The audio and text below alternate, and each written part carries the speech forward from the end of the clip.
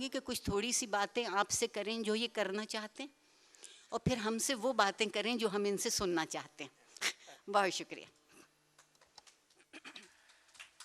آپ کے لیے بہت بہت شکریہ، بہت محبت. اصل میں جیسے عرفہ جی نے کہا کہ گنتی میں شاید کوئی بھی جتنے سیشن ہوئے ہیں اس لٹریری سیمینار میں کوئی بھی اس کا مقابلہ نہیں کر سکتا گنتی کے حوالے سے. لیکن میرے خیال میں ایک سننے والا کان جو ہے وہ شاید بے شمار ایسے سروں سے بہتر ہوتا ہے جن کے دونوں طرف کان نہیں ہوتے ہیں. ایک مصطفی کا ایک مصرع ہے کہ ہم بات کریں گے جو کوئی کان ملے گا. تو اب رہی یہ بات جس کو ایک رینڈملی کہ کچھ بات میں کروں آپ سے، تو ایسے اچھے پڑھے لکھے دوستوں کو کالجوں یونیورسٹیوں کے استادوں کی طرح جس کی ہمیں عادت پڑی ہوتی ہے بات کرنا ممکن نہیں ہوتا. سو ایک دو باتیں ہی میں آپ سے شیئر کرنا چاہتا ہوں. باتیں تو ہزاروں ہیں کرنے والی.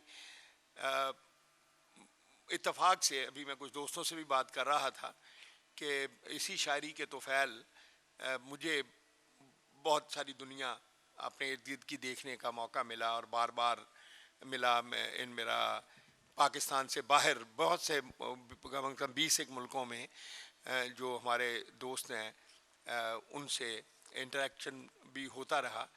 تو ایک چیز ہمیشہ مجھے بہت تکلیف دیتی تھی کہ یہ اردو زبان جو کہ تقریباً 1.30 ارب لوگ اس دنیا میں بولتے ہیں، سمجھتے ہیں، اور کم از کم 20 سے 25 کروڑ تک اس میں لکھتے پڑھتے ہیں. تو ایک ایسا اسکرپٹ جس کو 20 کروڑ لوگ جو ہیں وہ شناخت کر سکتے ہوں، جانتے ہوں، اس کی انٹرنیشنل ریپرزنٹیشن جو ہے وہ ایسی ہے کہ شاید اسے افسوسناک بھی نہیں کہا جا سکتا.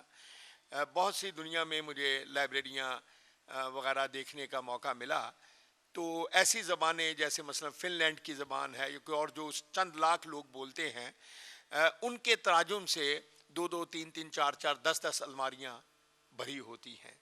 اور یہ زبان جس کی 400 سال کی ایک بڑی درخشاں ہسٹری، صرف ہسٹری نہیں ہے، ایک بڑی درخشاں ہسٹری ہے.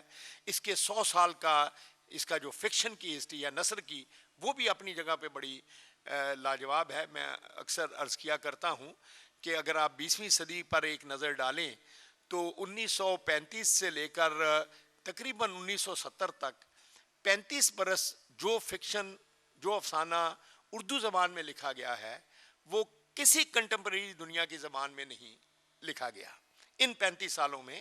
اب اس کے بعد گیبریل وغیرہ اور دوسرے لیٹن امریکہ میں اور لوگ سامنے آئے ہیں، اسپینش میں بہت اچھا لکھا جائے، لیکن ان 30-35 برسوں میں شاید اتنا اچھا فکشن دنیا کی کسی زبان میں نہیں لکھا گیا. لیکن اگر آپ دنیا والوں سے جا کے پوچھیں تو 10 میں سے شاید ایک آدمی ہو جو اس کے بارے میں تھوڑا بہت جانتا ہو.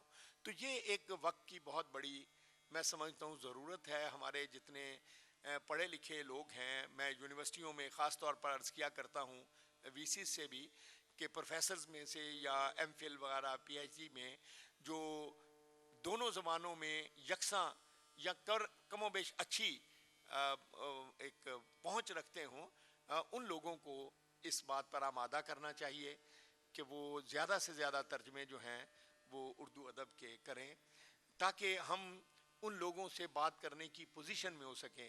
اب جب ہم کسی سے بات کریں تو وہ سب سے پہلے یہ سوال کرے گا کہ جناب آپ لوگوں نے جو لکھا ہے وہ مجھ تک پہنچے گا کیسے؟ تو میری ایکسیس ہی نہیں ہوگی تو میں کیسے ایویلیٹ کر پاؤں گا؟ آپ کہہ رہے ہیں جی کہ فلاں بندہ بڑا اچھا ہے. اور ایک ابھی کسی دوست سے بات ہو رہی تھی تو میں نے اکثر لوگوں کو دیکھا ہے کہ وہ امریکنوں کو گالی دینا تو خیر فیشن ہے، لیکن سارے گوروں کو، ویسٹرن لوگوں کو بڑے منہ بھر کے گالی دیتے ہیں کہ جی یہ بڑے متعصب لوگ ہیں، انہوں نے علامہ اقبال کو اور فیض احمد فیض کو نوبل پرائز نہیں دیا. اب وہ اور اس میں بہت پڑھے لکھے لوگ بھی شامل ہیں. تو میں نے ایک دو دفعہ عرض کیا, میں نے کہا جی وہ اس کا جو بیسک کرائیٹیریا ہے, جب ان دونوں احباب کے جو موت کے دہاں اور فینز ہیں, جب انہوں نے وہ کرائیٹیریا ہی پورا نہیں کیا تو کس طرح سے ان کو ایوارڈ دیا جاتا؟ وہ نوبل صاحب مرحوم جو ہیں, وہاں جہانی کہہ لیجئے ان کو, وہ مرتے وقت وصیت کر گئے تھے کہ یہ دنیا کی 5 زبانیں ہیں, ان زبانوں میں جو لٹریچر لکھا جائے گا یا ترجمہ کیا جائے گا اس کو کنسیڈر کیا جائے گا نوبل پرائز کے لیے.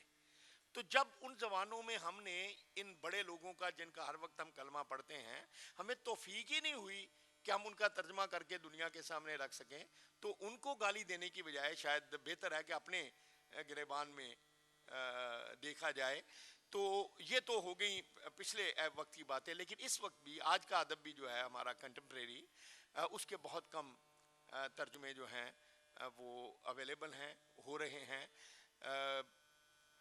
یہ کتاب جو میں نے عرض کی, یہ شفٹنگ سینڈز, میری ایک ترجمے میری پوئٹری کے آئے ہیں, لیکن آپ کو یہ جان کر حیرت ہوگی اور تھوڑی سی شاید میری طرح ایمبیرسمنٹ بھی ہو کہ یہ ایک انڈین نے ترجمے کیے ہیں. یہ ایک ڈاکٹر بیدار بخت ہیں, کینیڈا میں ہوتے ہیں, انہوں نے یہ ترجمے جو ہیں وہ کیے ہیں. تو شاید یہ کام ہمارا, ہم میں سے کسی کا بنتا تھا یا ہونا چاہیے تھا. تو یہ چیز جو ہے اس بہت مختصر سے وقت میں میں چاہتا ہوں کہ یہ آپ احباب ہم سب بیٹھ کر اس پر سوچیں, کہ کیونکہ ایک انگریزی جو ہے وہ ایک نیچرل قسم کا ہمارے لیے آؤٹ لیٹ بن گیا ہے پوری دنیا تک پہنچنے کے لیے. چونکہ ہم ایک برٹش کالونی رہے تو اس لیے انگریزی کا یہ ہمیں فائدہ ہے کہ اس زبان میں اگر چیز پہنچ جائے تو باقی ویسٹرن لینگویجز تک وہ خود بخود پہنچ جائے گی. تو یہ ایک چیز ہے. میں سمجھتا ہوں کہ ہم سمرسٹ موم کا اور موپساں کا اور اس چیخف کا اور اس زمانے کے کچھ اور لوگوں کا بہت بڑا ذکر کیا جاتا ہے, لیکن میں بغیر کسی قسم کے شوونزم کے عرض کرنا چاہتا ہوں کہ اگر منٹو کو اور بیدی کو اور عصمت کو اور قرۃ العین کو کھڑا, کرشن کو, ان کو کھڑا کیا جائے ان کے ساتھ, تو یہ کسی بھی طرح کسی 1 انچ بھی ان سے کم پیڈیسٹل پر نہیں ہوں گے. لیکن جیسا ہم آپ سب جانتے ہیں کہ ان کے تراجم موجود نہیں ہیں.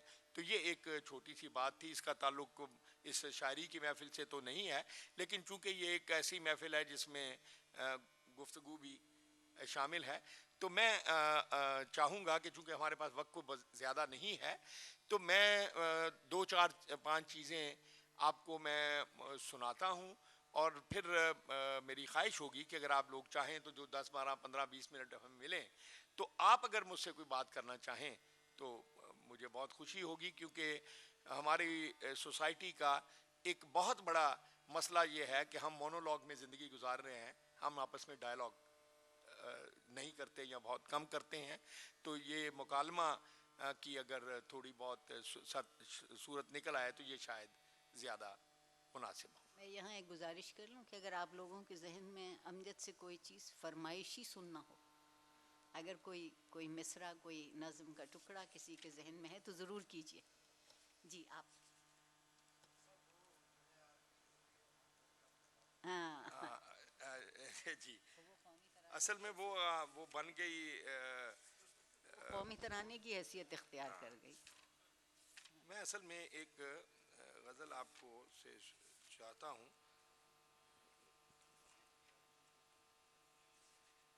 جی, اصل میں یہ کچھ ایسی غزل ہے جس میں آپ سب بھی کسی نہ کسی طرح سے شامل ہیں, اس لیے میں آپ کو یہ پہلے سناتا ہوں کہ اب تک کا دیکھو جی بہتر. اب تک نہ کھل سکا کہ میرے روبرو ہے کون, اب تک نہ کھل سکا کہ میرے روبرو ہے کون, کس سے مکالمہ ہے پس گفتگو ہے کون. اب تک نہ کھل سکا کہ میرے روبرو ہے کون, کس سے مکالمہ ہے پس گفتگو ہے کون. سایہ اگر ہے وہ تو ہے اس کا بدن کہاں. سایہ اگر ہے وہ تو ہے اس کا بدن کہاں. مرکز اگر ہوں میں تو میرے چار سو ہے کون. سایہ اگر ہے وہ تو ہے اس کا بدن کہاں. مرکز اگر ہوں میں تو میرے چار سو ہے کون. ہر شے کی ماہیت پہ جو کرتا ہے تو سوال. ہر شے کی ماہیت پہ جو کرتا ہے تو سوال. تجھ سے اگر یہ پوچھ لے کوئی کہ تو ہے کون. ہر شے کی ماہیت پہ جو ہر شے کی ماہیت پہ جو کرتا ہے تو سوال. تجھ سے اگر یہ پوچھ لے کوئی کہ تو ہے کون. اور آنکھوں میں رات آ گئی لیکن نہیں کھلا. آنکھوں میں رات آ گئی لیکن نہیں کھلا. میں کس کا مدعا ہوں میری جستجو ہے کون. آنکھوں میں رات آ گئی لیکن نہیں کھلا. میں کس کا مدعا ہوں میری جستجو ہے کون. ہونا تو چاہیے کہ یہ میرا ہی عکس ہو. ہونا تو چاہیے کہ یہ میرا ہی عکس ہو. لیکن یہ آئینے میں میرے روبرو ہے کون. ہونا تو چاہیے کہ یہ میرا ہی عکس ہو. لیکن یہ آئینے میں میرے روبرو ہے کون. اور سارا فساد بڑھتی ہوئی خواہشوں کا ہے. سارا فساد بڑھتی ہوئی خواہشوں کا ہے. دل سے بڑا جہان میں امجد عدو ہے کون. سارا فساد بڑھتی ہوئی خواہشوں کا ہے. دل سے بڑا جہان میں امجد عدو ہے کون. اب تک نہ کھل سکا کہ میرے روبرو ہے کون. کس سے مکالمہ ہے پس گفتگو ہے کون. وہ نظم سنائیں گے. میں اس کی گلی میں گیا کہ یہ خواہش وہ ہے نہیں اس میں. ہے نا. اصل میں اس میں یہاں شاید ہو, اس میں ممکن ہے.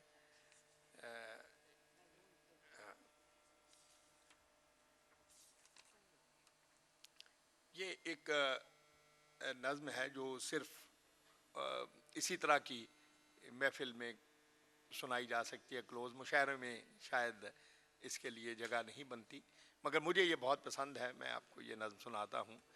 اس کا عنوان ہے تو چل اے موسم گریا. تو چل اے موسم گریا.